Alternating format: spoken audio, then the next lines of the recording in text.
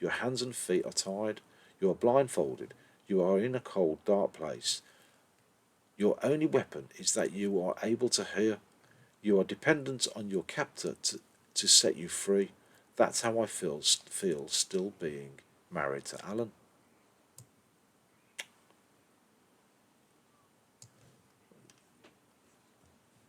For the defence, Geoffrey Israel asked the court to treat him as a man of previous good character and asked the judge to take into account his client's autism and ADHD. So he's a bit mashugana. Not in the not in mashuga. He's got emotional problems. Autism. We're all on the spectrum. Everybody, even the sane ones, are on the spectrum, right? ADHD, attention deficit disorder, something like that. I've got that for sure. I can't remember what I said 2 minutes ago. Moho was initially due to stand trial at Southwark Crown Court last February before changing his plea to guilty. So he was saying innocent, and then he said, no, I'm guilty. When Moho received a letter from Caroline's solicitor notifying him of divorce proceedings, he told Caroline to off and curl up and die. The court heard. It's probably because he still loved her. Do you think he did? No, there's a hate there, isn't there? There's a hate. So he's like. The court also heard of a previous public order conviction Moho received after a family court hearing in Manchester when he shouted abuse at her and told her she was going to get what was coming to her. A get. You're going to get what you're going to get a get. You're going to get what's coming to you. I shouldn't laugh. To those who have emotionally coerced and controlled, physically hurt and dehumanised their spouses, the law will not allow you to get away with your crimes, Caroline said outside the court. Addressing victims, she said, you're not alone, justice and humanity on your side. Here, here. So let's just see what's... Okay, so that's them begging for money. Right, let's get rid of that one then. Let's get rid of that one because we've done that. And we've done that, right? Let's go and we've done that one. But let's go and have a look and see what else we haven't done. Hold on. So,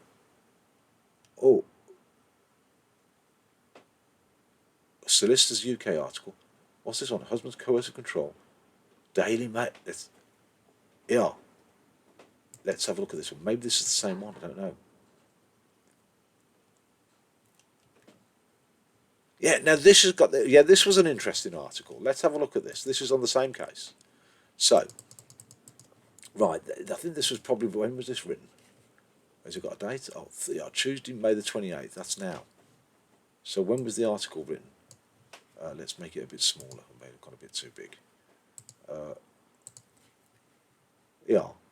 This was 13th of May 2019. Updated. Okay. Published. Yeah, right. Jewish property millionaire, 54. So he was when he was younger. Says he is being discriminated against over his wife's unfair 1.6 million divorce payout and 1,850 a month maintenance bill because it means he cannot end his marriage under religious law. So that's what he felt, is he couldn't finalise it, but he's having to pay out in the meantime. You're draining me dry. Alan Moher, 54, was ordered to pay his wife Caroline 1.6 million in divorce last year. He was also told to pay 1,850 a month until he grants her a Jewish divorce, but he claims such a divorce cannot be valid due to the maintenance payments. Right, it's the maintenance payments with the issue from his point of view. Mrs. Moher, 46, said get would be valid because it ends the monthly payments. So she's saying, no, give me a get, and that ends the monthly payments. But he's saying, no, the fact that I'm having to pay you means I can't give you a get because it's not my free will.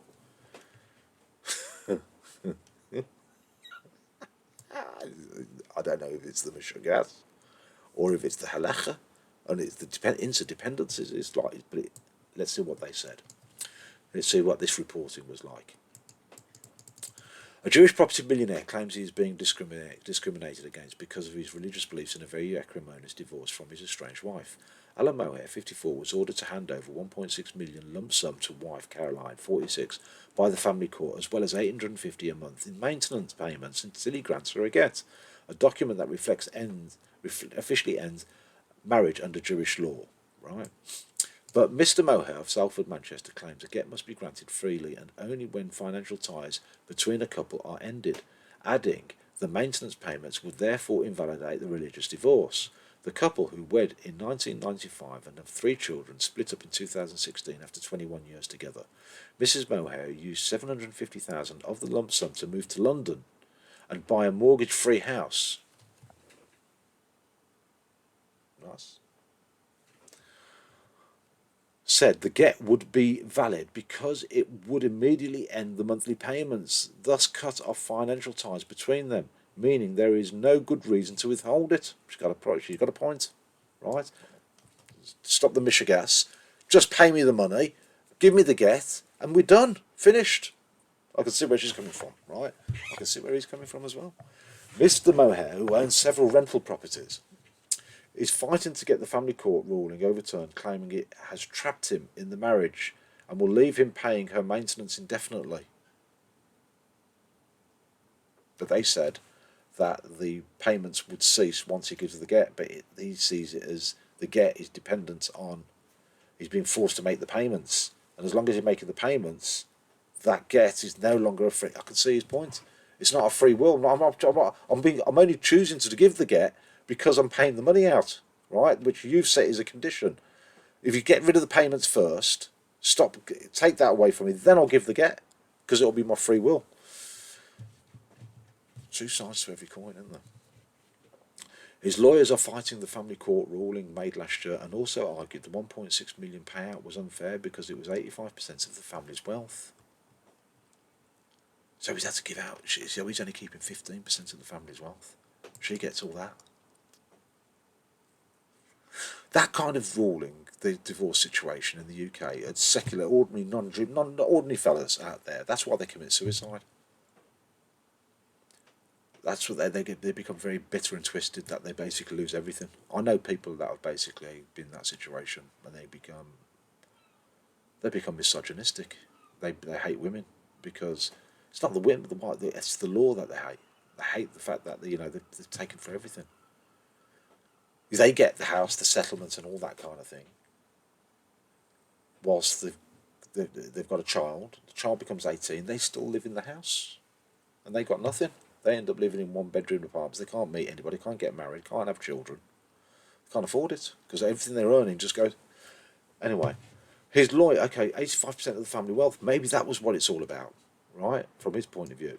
Lawyers for Mrs. Moga say the lump sum was fair because the husband had failed to provide adequate disclosure of his finances.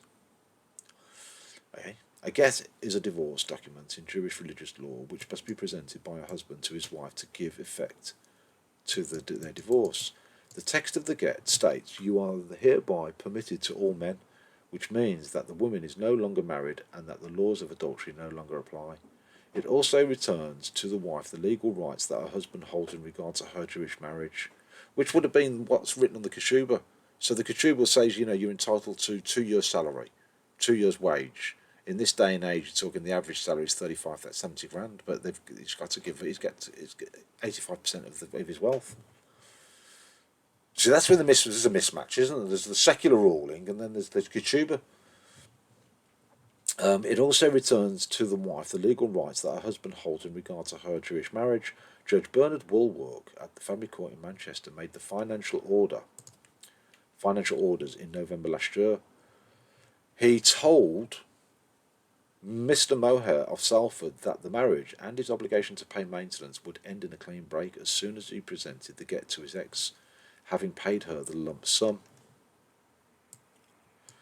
But Brent Molinix QC for the husband told the appeal court that the wording of the Judge Woolwork's order means any get presented by the husband would not be accepted as valid by the Jewish religious authorities, leaving him in a no-win situation. You know something, if she's got her house and mortgage free and everything, I wonder if she's single still. I wonder if she's looking for shidduch. What do you think, lads? Anyway, think she'll be happy looking after me? Maybe she'll end up watching this video. Hello. Caroline Moher, 46 pictures, says her husband should grant her the religious divorce because it would immediately end the financial payments, thus making it valid. He said, the phraseology of the order prevents the husband from issuing a get. It is something which has to be given freely after financial ties between the parties have come to an end. So he's arguing all along that he can't give the get because it's against he's been coerced and it's against it's preventing his free will. It's not a free will get. So is he using that as an argument to torment her, or is he genuine? Is it a genuine concern from his point of view? They should have tested it. They said, okay, then we're going to get rid of that condition that we've put on you. As soon as we get rid of it, you've got to give. Well, let's see you give a divorce, see if you're genuine or not. They could have tested that, and he would have turned around and said, "No, I was only joking. Ha ha ha ha. No, no, no, no, no. I'm not going to do it now. Now you've removed the condition." Then you know he would have been. He was mentally abusing her, right? You'd know that straight away. But if he then went and say, "Yeah, no, great, now and hold on, 1, 2, 3, I choose to divorce my wife," there, not there, done. Then that would have been the ultimate outcome. And why send him to Nick? 18-month prison sentence. The imposition of a financial sanction on a party in a bid to force him to grant a get invalidates the get under religious law. The husband is thus left in a position where, due to the element of compulsion placed on him by the order of the court, he is unable to grant a valid get. The judge's order means that, after paying the lump sum in full, the husband is obliged to continue to pay spousal periodical payments to the wife in the sum of £1,850 a month until he gives a get. Claiming that the maintenance order was discriminatory, he told the court it is wrong for the wife to receive a financial benefit and the husband a financial penalty by virtue of their religious beliefs. It is somewhere in Halacha there. The wife would be recovering twice. It is wrong to impose a financial sanction on the husband in an effort to compel him to grant the wife a get. However, Sally Harrison QC for Mrs. Moher denied the claim, saying Judge Warwork had been right to force the husband's hand with regard to ending their Jewish marriage. She said it was reasonable for the judge to make an order which enabled the wife to be supported financially until such time as the get was obtained. As the judge made clear, the order would be discharged once the get was given, and there was no good reason for the husband to withhold the get. The husband was invited to give the standard undertaking in relation to the get. He declined to do so. In such circumstances, it was open to the court to consider how to enforce compliance. Any difficulty would be of the husband's own making. Mr. Molyneux also insisted the £1.6 million payout was unfair on the husband.